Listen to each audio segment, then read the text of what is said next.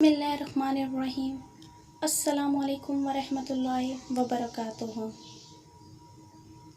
حیض و نفاس سے 8 چیزیں حرام ہو جاتی ہیں: نماز، روزہ، قرآن پاک کی ایک آیات پڑھنا، قرآن پاک کو ہاتھ لگانا، مسجد میں داخل ہونا، جمع کرنا، طواف کرنا، ناک کے نیچے سے لے کر گھٹنوں کے نیچے تک کے درمیان سے نفع حاصل کرنا۔ اس حالت میں جو عورت ہو اس کو چاہیے اس چیزوں کا خاص خیال رکھیں، کیونکہ حرام چیزیں اللہ تعالیٰ کو پسند نہیں ہیں، تو کوشش کریں کہ اس پر عمل کریں۔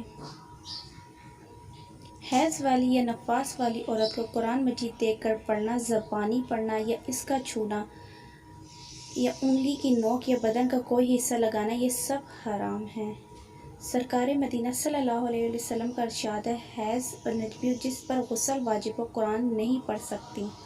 کاغذ کے پرچے پر کوئی سورت یا آیات لکھی ہو اس کا چھونا بھی حرام ہے۔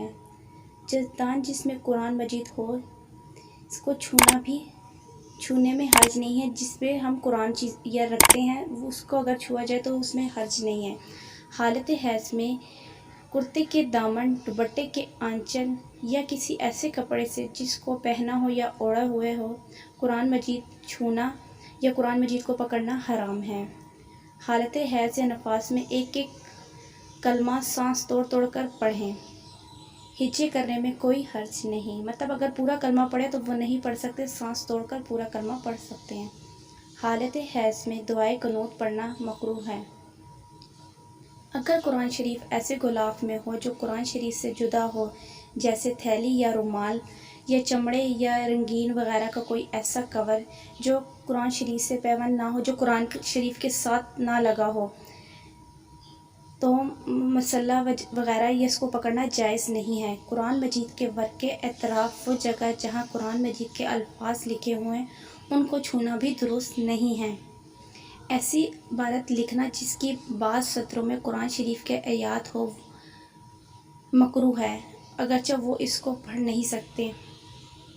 قرآن شریف کا لکھنا جائز نہیں، البتہ کاغذ پہ ہاتھ لگائے بغیر صرف قلم لگا کر لکھ سکتے ہیں، لیکن بہتر ہے کہ نہ لکھیں۔ حیض والی عورت جب سجدے کی آیات سنے تو اس پر سجدہ تلاوت واجب نہیں، اور خود پڑھے تب بھی واجب نہیں۔